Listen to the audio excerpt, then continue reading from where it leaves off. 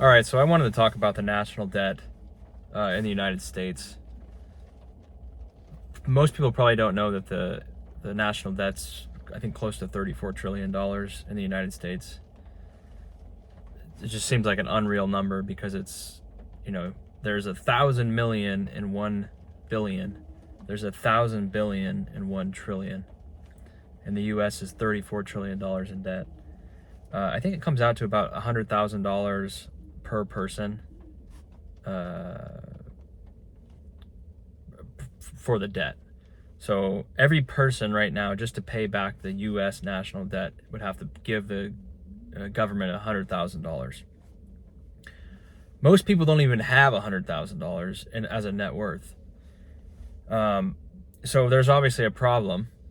And now with interest rates rising, the expense to just pay back the interest payments are going to go way up. A lot of the loans that were given out at very low interest rates. So there's not a lot of mortgage or debt expense that comes as a result of that. Now, because the cost to borrow has gone up, the interest payments on $34 trillion is going to be a lot. It's going to be significantly more money. So there's really nothing that the government can do to pay that back other than devalue the currency, right? They're going to print more currency and they're going to devalue the money so that they can pay back the money in nominal terms, but the currency is going to suffer. So if you're holding dollars or you don't have real assets, the value of your money or the value of whatever you own, if it's not an asset, is going to go down because it's going to be, the currency is going to be able to buy less and less. The prices of all the goods are going to go up. And like I've said, we've already seen that. The prices of everything have gone up. Food, vehicles, housing, and pretty much everything. Housing prices are very interesting, right? They're not building enough houses to really fill the demand. And there's not a ton of houses for sale. And the ones that are for sale, it's not like the prices have really come down much. The prices are still somewhat elevated because the people that have these houses don't feel pressured to sell. They have a mortgage rate at 4% or 3 to 5%. They're not going to sell that house to get into a different situation at a higher interest rate.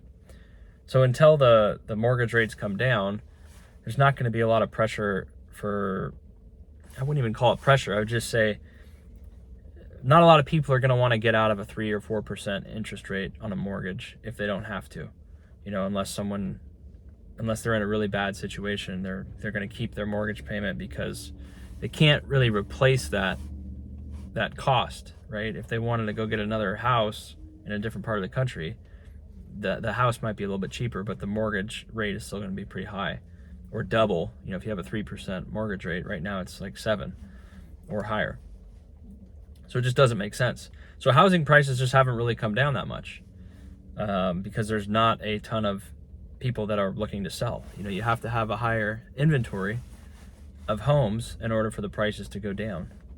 Because if there's not a lot of inventory and the demand is still pretty high, then the prices are going to remain pretty high. So it's interesting because the interest rates are high and the home prices, maybe they stopped increasing as much as they were a year ago, but they're still at elevated levels that most people cannot afford. And just to go back to the national debt, the real problem is that it's no one's money. The government really isn't anyone. I mean, it's everyone collectively, but it's no one all at the same time. So when they talk about shutting down the government, or the government, made a deal to extend the government and not shut down, no one's really accountable for the money. If you look at a business has to operate in the real world. If they're not making money, they're going to go out of business. They can't pay their employees. They can't if they're not generating sales, if they don't have customers, if they don't have income, they can't just generate money out of thin air. I mean, they can go get a loan, but that loan is going to come at a cost. They're going to have to pay back the loan. So they may be able to keep it going for a while, but at a certain point, you're going to have to start making interest payments. And if you don't have the money, you're going to go out of business. You're going to have to say you're bankrupt and you're out of business. So a business is just a private business is a great example of how, you have to survive on your own steam. If everything with the United States was going well, we would have a small amount of debt. We wouldn't have trillions of dollars of debt. But things are not going well. The liabilities of everything, all the programs that they promised, and all of the government employees and the salaries and the government pensions and all the government programs that I would say basically no one understands the full complexity of all the government programs that are out there and how much waste there is, because private businesses are basically treated so much differently. Like, you have to actually have a business that works. Yes, you may be able to avoid paying some taxes if you're a business or you get tax shelters, but at the core of what you're doing is a product or a service that people are buying, and you're able to employ people and make a profit. The government doesn't have to do any of that.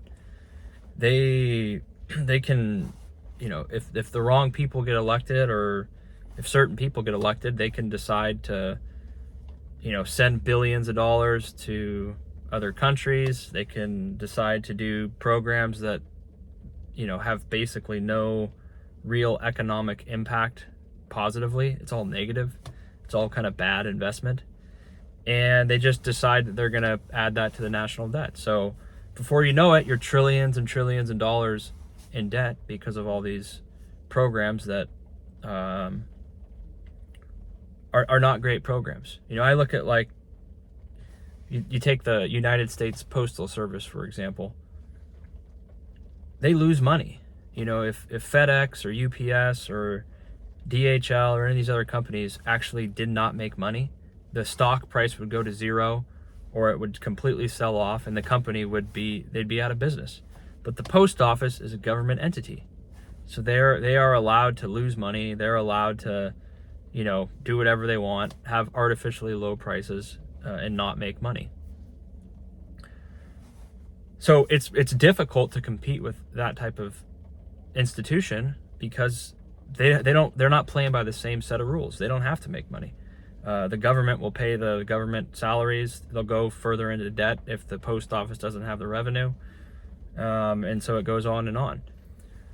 So all these politicians, they want to pass whatever they want to pass. They don't care about the national debt. They only care about themselves, and they only care about their special interest groups, because the national debt's not their problem. That's the problem of future generations of, billions of people or millions of people down the line. But people that live in the real world, like real businesses, they have to make decisions based in reality. Is this going to be a smart economic decision?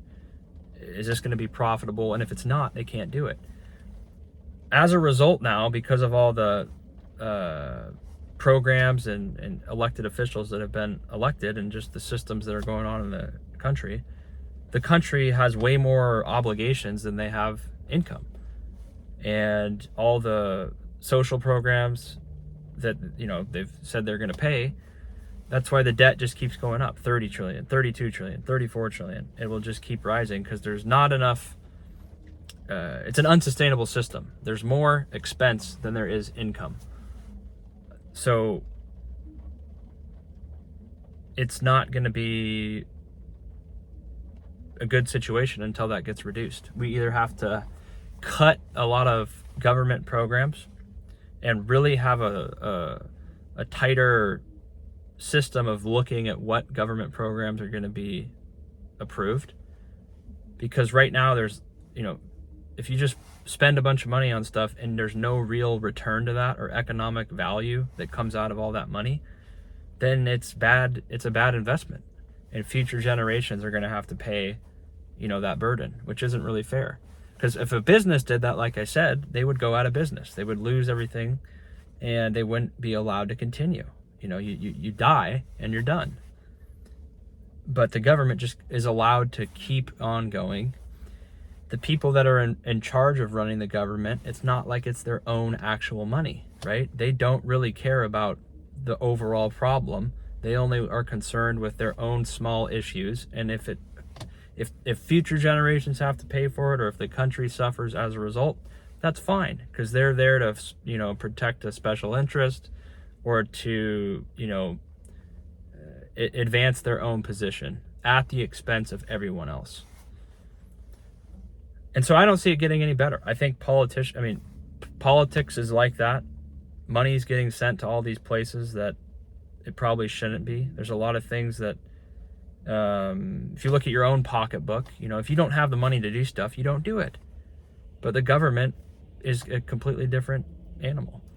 They can print more money. They can just approve a bunch of bad government programs or government spending that is going to cripple future generations and put the country trillions of dollars in debt, and it's fine. It's really not fine, but there's just no one to hold accountable, right? There's no one to hold accountable. If someone were to come to me and ask me to do all these things, it's like I have to look at my own situation and say, does this make sense for me to do this financially? Because I don't want to have to go into debt. I don't want to have to spend all my money on this. I don't want to have to do something that's going to have not a good return. But the government doesn't have to operate by those standards, and that's why we have such a problem. We have a lot of government programs.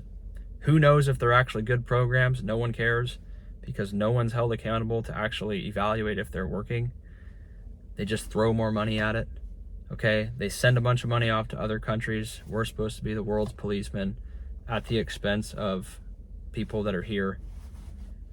And the debt just keeps climbing and climbing higher and higher, to the point where they're either going to have to completely devalue the currency, or continue to just tax future generations. Like, hey, your life's just not going to be as good because we have to pay back all these obligations. But part of me thinks they're just going to keep kicking the can down the road, because that's what they always do, so that the debt will just keep getting bigger and bigger, and who knows when it will finally destroy the country. But you can't just keep, it's like a credit card, like I've said.